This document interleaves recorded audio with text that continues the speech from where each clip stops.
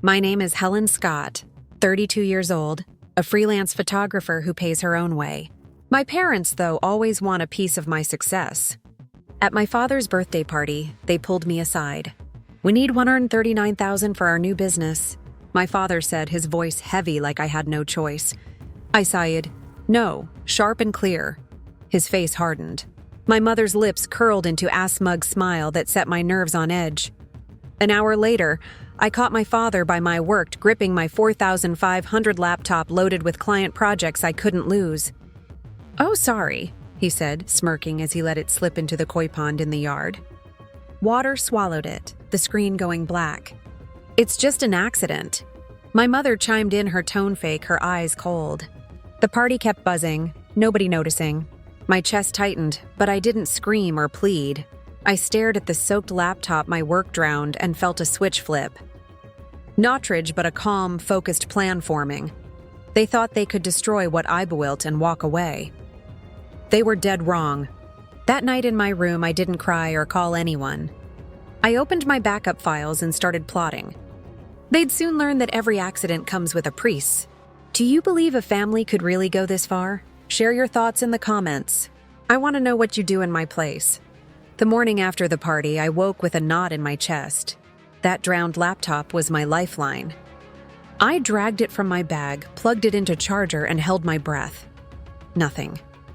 The screen stayed dead. No hum, no light? That 4,500 machine held every shot for my biggest client project. A campaign that could net me 10 times that amount. Water had destroyed it all. My hands shook, not from fear, but from a cold certainty my father didn't just drop it. He wanted it gone. I grabbed my phone and opened the banking app. Years ago, I'd set up a joint account with my parents for family emergencies.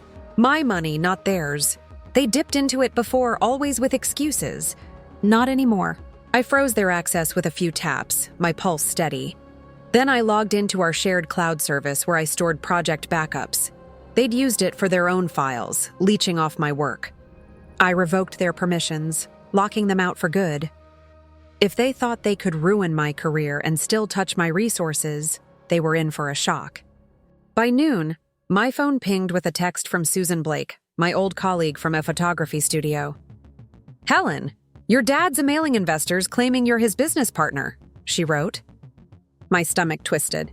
He was leveraging my reputation to pitch his flimsy venture, the one he wanted my $139,000 for more. Susan had seen an email he sent to family friend boasting I was fully on board. I wasn't, not even close. I called Susan, keeping my voice even. "He's lying," I said. "Can you get me those emails?" She agreed, her tone sharp. She'd always had my back. Susan wasn't just a friend. She knew the industry and could spot a con from a mile away. Her warning lit a fire in me. My father wasn't just sabotaging my work. He was stealing my name to scam people. Then my phone buzzed again. A group chat with family. My Aunt Virginia Lee typed, "Helen, you're being selfish. Your parents need support for their business." My cousin Ryan Peterson added, "It was an accident." Why blow it out of proportion? Their words hit like a slap, but what hurt more was their blindness. My parents had crossed a line, and Virginia and Ryan were eating up their story. I pictured my father's smirk, my mother's fake sympathy, and felt my resolve harden. They weren't sorry. They were playing me. I didn't reply to the chat. Instead, I opened my backup drive, thanking my past self for saving project files elsewhere. The client campaign was safe, but the laptop's loss meant editing everything from scratch. Hours, maybe days of extra work loomed, and my deadline was brutal. Losing this contract could tank my reputation. I leaned back, staring at the hotel ceiling, my mind racing. My parents didn't just mess up, they were trying to break me. And now they were using my name to lure investors. I started an email to my client explaining the delay without airing family drama. My fingers paused, itching to fire off a message to my father, but I held back. Confronting him now would tip my hand. I needed evidence, hard proof of what he was doing. Susan's text was a start, but I had to be smarter. I opened my laptop's backup logs, checking for any files my parents might have accessed. Nothing yet, but I wasn't done digging. They'd underestimated me, and I'd make sure they paid for it. 2 days later, I was ready to fight back. Susan had promised to dig up the emails my father sent, and I needed to know how deep his lies ran. I called her that morning, my voice steady despite the anger simmering inside. "Susan, what happens if someone's using my identity to pitch a business?" asked. Her answer was sharp. "It's fraud, Helen." She said, "You can sue, but you need hard evidence. Emails, texts, anything proving he's lying about your role." Fraud. The word hit like a slap. My own father using my name to scam people. I opened my laptop, my fingers moving fast as I scoured my inbox. Susan had forwarded an email from Frank Morgan, a retired investor my parents had known for years. My father's message claimed I was leading the creative vision for his venture. My jaw tightened at the audacity. I'd never signed up for anything. Digging deeper, I found 2 more emails he'd accidentally copied me on each, pitching my full commitment to different investors. The lies were bold-crafted to make his shaky plan seem legit by leaning on my reputation. Which to social media on a Phoenix business forum my father had posted tagging me, Helen Scott's driving our project with her photography expertise. The post had gained traction. Dozens of likes, comments from local entrepreneurs Evan shares. My blood boiled at the nerve. He was building a scam with my name as the cornerstone. I screenshot every post, every comment, organizing them in a folder labeled evidence. My phone buzzed mid-afternoon. A text from my cousin Ryan Peterson. "Helen, are you really working with your dad on this?" His tone felt different, less certain than when he'd dismissed the laptop incident. I saw an opening. "No, Ryan," I texted back. "I'm not involved, never was." A minute later, he sent a screenshot, a text from my father sent 3 weeks ago. "Helen's all in on this. It's a done deal." My pulse raced. Ryan's doubt was my leverage. I called Susan sharing the screenshot. "This is huge," she said, her voice firm. "Keep collecting, but don't confront him yet." She was right. I went through old messages, finding a group chat from a month ago where my father had asked about my client list, claiming it was for networking. I'd ignored it then, but now it was clear he'd been targeting my contacts for his pitch. I saved those texts, my focus sharpening with every find. I spent hours cross-referencing emails and posts, piecing together my father's pattern. One email to Frank mentioned a joint presentation I'd supposedly designed.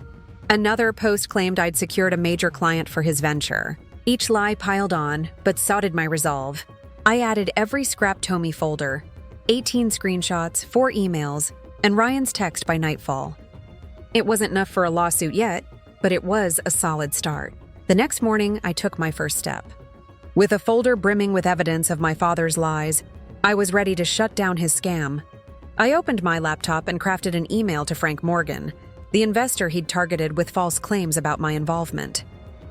My fingers moved deliberately, each word chosen with precision. "Dear Mr. Morgan," I wrote, "I have no connection to my father's business venture. His claims of my partnership are entirely false. I've never agreed to any collaboration, and I'm addressing this misuse of my name." I attached 3 screenshots from his business forum posts, each one falsely boasting my creative leadership. My chest tightened, not from doubt, but from the weight of standing my ground. It sent a surge of clarity washing over me. Next, I turned to the banking portal. I'd frozen my parents' access to our joint account days ago, but that was just a stopgap. Now, I needed to sever their access for good. The account held $2,300 every cent earned through my photography, not theirs. I transferred the full amount to my personal account, then initiated the process to close the joint one permanently. The bank's confirmation email arrived minutes later, and I exhaled a heavy tension in my shoulders, easing. They'd never touch my money again. By noon, my phone lit up with a text from my father. "What's this garbage you're telling Frank?" It read his tone, seething. "You're ruining everything." Another message followed. "Fix this now, Helen, or you'll regret it." My fingers gripped the phone, my calm, tested button broken. He wasn't apologizing for the laptop or the lies, just lashing out because I'd dared to fight back. I didn't respond, let him rage. Then my mother's name flashed on my screen, the phone ringing 6 times. I let it go to voicemail, bracing for her tactics. When I played it, her voice was soft, almost pleading but dripping with manipulation. "Helen, honey, you're hurting your dad so much." She said, "We're family. Why are you turning against us?" My stomach churned at her words. Not because I believed her, but because she thought guilt could pull me back in. I deleted the voicemail, my determination solidifying. I checked my email again. Frank had responded. "Thank you for clarifying, Helen. I'll need to reassess my involvement." It wasn't a full victory, but it was progress. My father's scheme was starting to crumble. I spent the afternoon securing my client project files, uploading them to a new private cloud service my parents couldn't touch. I double-checked my backups, ensuring no more accidents could derail my work. My parents had underestimated me, thinking they could bully me into submission. They were wrong, and I was just getting started. That evening, I sat at my desk reviewing my next steps. Susan had promised to connect me with her lawyer friend, and it needed to be ready for whatever came next. My father's texts and my mother's call had only fueled my focus. They'd crossed too many lines, and I wasn't going to let them drag me down. I opened my laptop again, drafting notes for the lawyer dates, screenshots, and atom line of their lies. My parents thought they could exploit me and walk away unscathed. They were about to learn otherwise. 3 days later, I escalated my fight. Susan Blake's lawyer friend, Emily Carter, had helped me craft a cease and desist letter, a legal warning to stop my parents from using my name.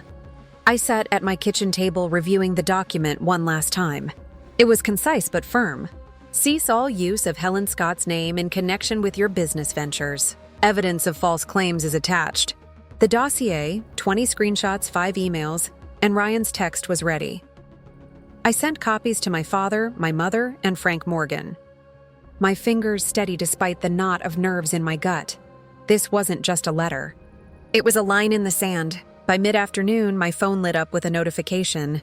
My father had taken to the Phoenix Business Forum again, but this time it was vicious. Helen Scott's trying to ruin my reputation with lies he posted framing me as a spiteful daughter, sabotaging his honest project.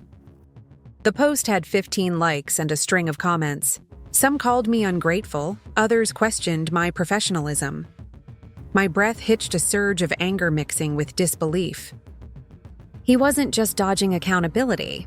He was attacking me publicly. I captured the post in a screenshot, adding it to my growing evidence file, my focus sharpening with every word I read. Then my phone buzzed again. A message from my cousin Ryan Peterson. "Helen, you need to see this." He sent a screenshot of a text from my father dated the night of the family party. "Tossed her camera in the pool. She'll think twice before defying us." My heart jolted, not from surprise, but from the cold confirmation of his intent. This wasn't an accident. It was sabotage. I texted Ryan back. "This is huge." "Thank you." His reply came fast. "I should have believed you sooner." Ryan's support felt like a lifeline in the chaos. I checked the family group chat, expecting a message from my aunt, Virginia Lee. She'd been quick to criticize me before calling my reaction to the laptop incident dramatic. Now there was nothing. Just silence. Maybe Ryan had shared the text with her. Or maybe she'd seen my father's post and started questioning his story. Her quiet withdrawal felt like a shift of crack in the family's united front. I spent the evening organizing my evidence, adding my father's slanderous post and Ryan's screenshot to the dossier. Susan called her voice calm but urgent. "That post could hurt him more than you," she said. "Document everything and don't engage online." I agreed, my mind racing with next steps. I reviewed the cease and desist letter again, ensuring every detail was ironclad. Emily had included a warning about potential legal action if they didn't comply, and I felt a flicker of empowerment.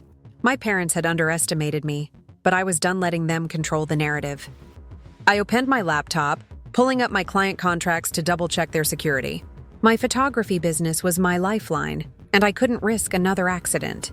I moved all my files to a new encrypted cloud service, setting up two-factor authentication.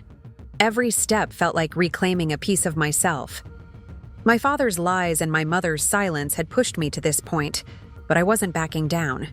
The dossier was my shield, and I was ready to protect what was mine. A week later, the consequences hit. My cease and desist letter had landed hard, and Frank Morgan's response came first. His email was direct. "Helen, your evidence is clear. I'm out of your father's venture, and I've advised others to do the same. A wave of relief washed over me, sharp and grounding. My father's house of lies was collapsing, and I'd lit the fuse. Susan called that afternoon, her voice buzzing with news. 3 more investors bailed, she said. Your father's project is dead in the water. The Phoenix Business Forum, once his platform for boasting, was now a graveyard of his reputation. His post slandering me had been flagged and removed, replaced by threads questioning his credibility. I scrolled through them, noting the shift in tone. People weren't buying his story anymore. A quiet thrill coursed through me, not for his failure, but for the truth breaking through. The family dynamic was shifting too. Ryan Peterson texted me. Virginia's done defending your parents. Nobody's on their side now. I read his words twice, a mix of vindication and exhaustion settling in. Virginia Lee, who'd once scolded me for overreacting, had gone silent. Whether it was Ryan's screenshot of my father's confession or the investor's withdrawal, her retreat felt like a fracture in the family's loyalty. I didn't need their approval, but their distance from my parents was a small win. I learned from a mutual friend that my father and mother were spiraling financially. Without investor funds, their venture had no lifeline. The joint account I'd closed left them with nothing to fall back on, and their lavish spending habits were catching up. They had been banking on my money to float their scam, and now they were scrambling to cover basic expenses. I didn't revel in their struggle, but a steady resolve anchored me. Their choices had led them here, not mine. Meanwhile, my career was soaring. After weeks of talks, I signed a 300 contract with a national magazine for their spring campaign. The deal was sealed over a video call, the editor raving about my unique vision. I sat back, a genuine smile breaking through as I wired the $5,000 advance to my personal account. This was my victory, built on my work, my name untarnished by my parents' schemes. I spent the evening sketching out plans for the campaign, mapping shoots across Phoenix's deserts. My parents had tried to drag me down, but I was rising higher than ever. Months later, I drew my final line. My father and mother kept trying to reach me. Texts pleading for talks, voicemails cloaked in guilt. Even a handwritten letter slipped under my door. I blocked their numbers, deleted their messages unheard, and tossed the letter in the trash unopened. Their betrayal using my name, destroying my camera, slandering me online, left no room for reconciliation. I wasn't bitter. I was resolute, my decision a fortress around my peace. In my Phoenix studio, surrounded by framed photos from my latest shoots, I reflected on my journey. Family ties don't justify exploitation. Setting boundaries even with parents is about safeguarding your worth. I'd learned this the hard way through lies and sabotage, but it made him stronger. I wrote in my journal, "Never let loyalty blind you to manipulation. Protect yourself first, always." These words were my anchor. Allison I'd carry forward and maybe share someday to help others facing similar battles. My parents were sinking deeper into their consequences. A neighbor mentioned they had sold their car to cover debts, their once grand lifestyle now confined to a cramped rental. The family had fully turned away Virginia Lee once their loudest defender hadn't contacted them in months. Their isolation was stark, a mirror of their choices. I didn't linger on their plight. My focus was on building, not dwelling. My career was soaring higher than ever. The 300 magazine contract had sparked new opportunities. A gallery exhibition in Scottsdale and a tourism campaign for Arizona's canyons. I hired an assistant, Sarah Newen, to handle my packed schedule, my days buzzing with shoots and client meetings. My bank account reflected my success with steady deposits from new projects. Standing in my studio, reviewing a vibrant desert photo, I felt a deep pride swell. This was my life built on my terms, untouchable by my parents' schemes. I closed my journal, my resolve unshakable. Their betrayal had pushed me to redefine family, to value myself above guilt. While my parents faced the wreckage of their actions, I was thriving, my future bright and unyielding. I'd emerged not just intact, but unstoppable, a testament to my own strength.